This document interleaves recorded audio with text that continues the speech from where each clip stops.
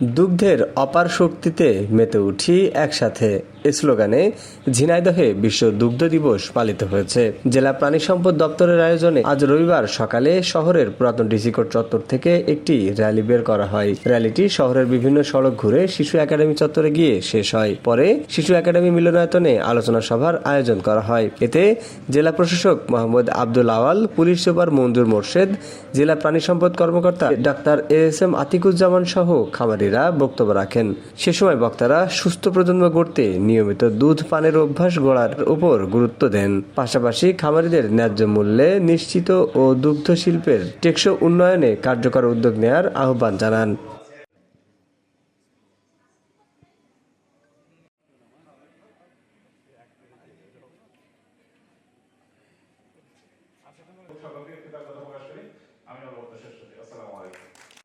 দুধ রোগ প্রতিরোধ ক্ষমতা কমে যায়, মস্তিষ্কের অসম্পূর্ণ বিকাশ ডিম আর মাংস। আমরা ইতিমধ্যে মাংসের সংসম্পূর্ণতা অর্জন করে আমাদের একটা মানুষের জন্য প্রতিদিন 70 কিলো ক্যালোরি, প্রোটিন আছে 8 গ্রাম, চর্বি আছে 8 গ্রাম।